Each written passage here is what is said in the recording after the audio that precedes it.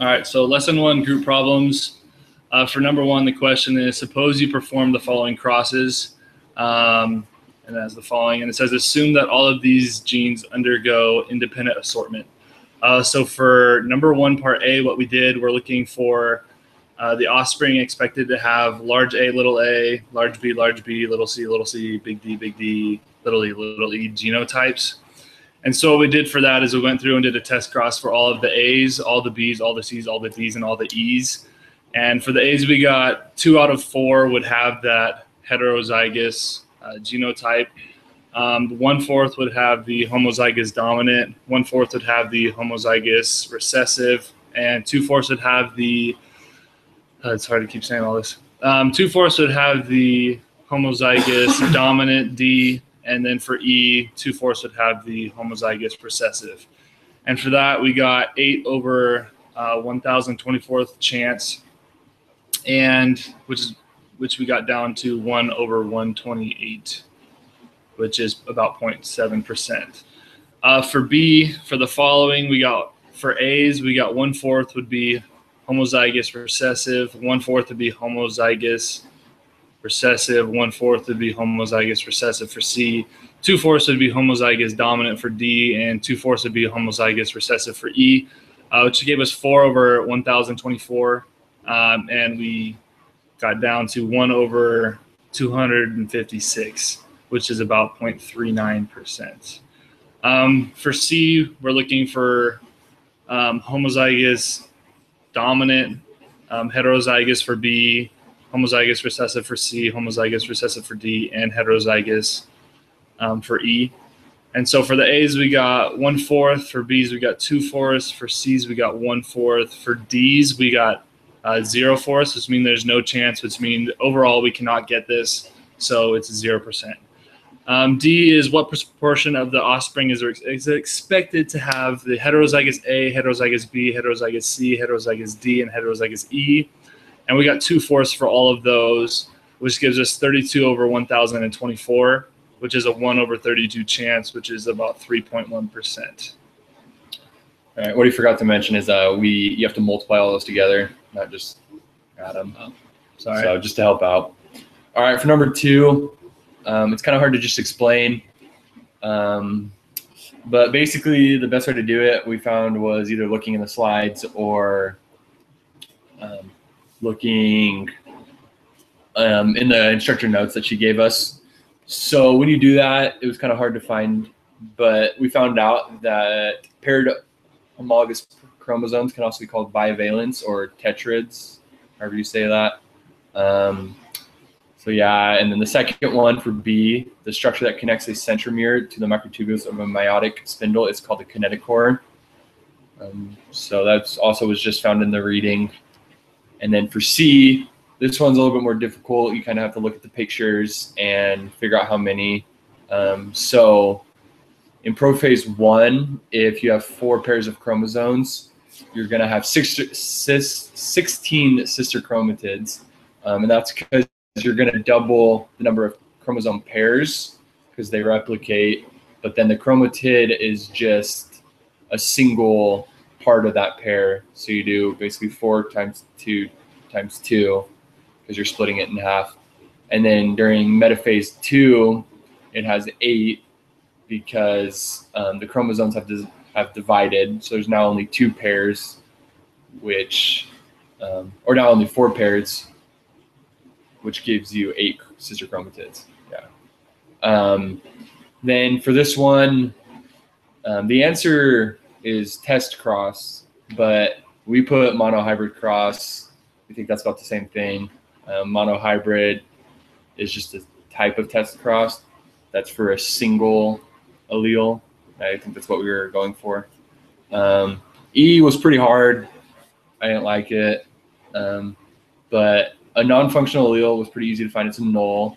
But then the last one, we looked in the question thing, and she talked about how it meant under shape, and we found out that hypomorphic translates to that. So that's the answer. And then there's the 2 laws of Mendel, and the one that involves 2 is segregation. just from the reading, and then independent assortment is a single trait. Okay, so for number 3, the question is: suppose an organism has the genotype big T, big R, little r, big Y, little y. Oh, it's not the best way to say it, but that's the quickest way to say it. So it says, assume that the T alleles, the R alleles, and the Y alleles assort independently. So question A says, diagram all possible homologous chromosome arrangements in this organism during metaphase 1. Be sure to indicate what alleles are found on each pair of homologous chromosomes. So we got the answer from the teacher here. She gave it to us because it might have been a little confusing. But looking at it, we look at all the different possibilities. So yeah, she gave us that. That's on the board. For B, it says indicate all of the possible gamete genotypes that can be produced in this organism at the conclusion of meiosis 2. So looking at it, for the T's that we have, it has to be a dominant T.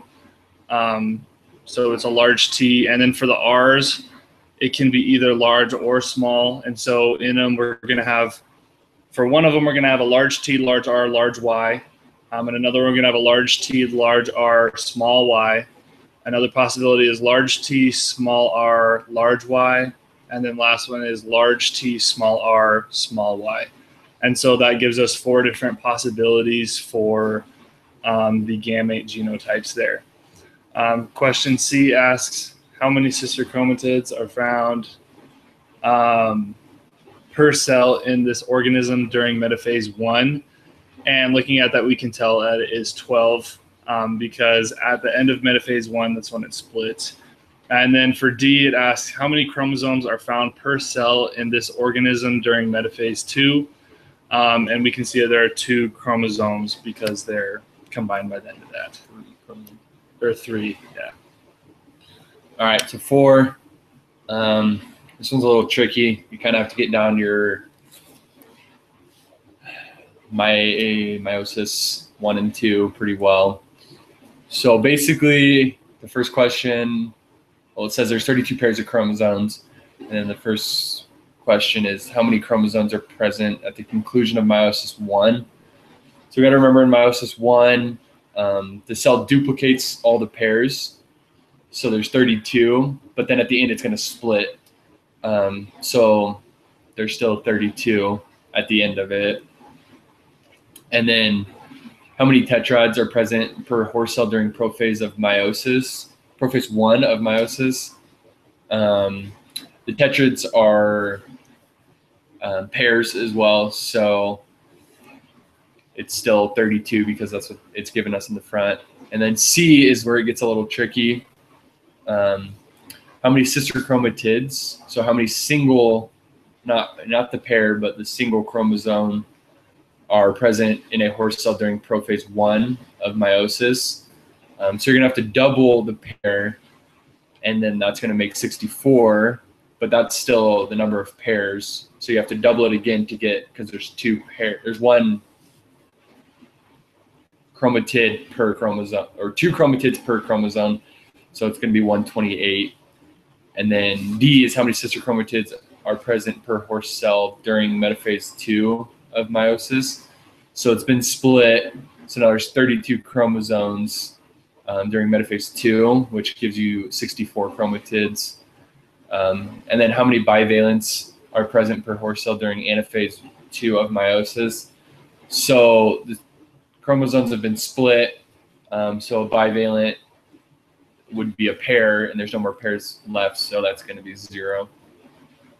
Okay, so last one for number 5 tells us to consider the following tetrahybrid cross in pea plants, and it says that assume that large T is tall dominant, small t is the dwarf recessive, large R is round dominant, small r is wrinkled, which is the recessive, large Y is yellow in color, and that's the dominant, small y is green in color, which is recessive, and A is axial, which is the dominant, and small a is terminal, which is recessive.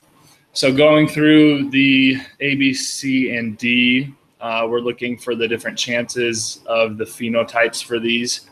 So for A, it says what proportion of the offspring will be tall, round, green, and terminal. So we can see that tall here is dominant, so we're looking for a large T, and that's in 3 out of the 4. That's a 3 in 4 chance. For round, that is also dominant, which gives us a 3 out of 4 chance. Green is recessive, and that gives us 2 out of 4 chance, and terminal is also recessive, which is a 2 out of 4 chance. So altogether, we get 32 over 256, and we get 1/8. That was different than the key, but we believe that that is correct. B says, what proportion of the offspring plant has the small t, large, or homozygous recessive for T, heterozygous for R, heterozygous for Y, and heterozygous for A. So going through and picking all those out, for T's, we got 1/4.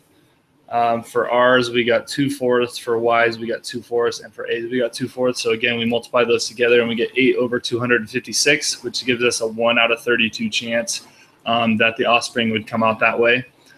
For C, it says what proportion of the offspring will be heterozygous for all 4 genes. And so looking at heterozygous, we get 2/4 chance for all of those. So multiplying together 2/4, 2/4, 2/4, 2/4 gives us 16 over 256, which is a 1 in 16 chance that it will be heterozygous for all 4 genes. And for D, what proportion of the offspring will be dwarf, wrinkled, yellow, and axial? So looking, this is recessive for dwarfed, recessive, wrinkled, dominant in color for yellow, and dominant in axial.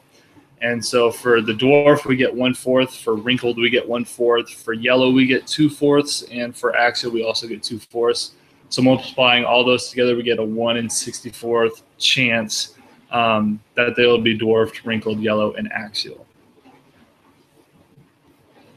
Yep, so those are the answers.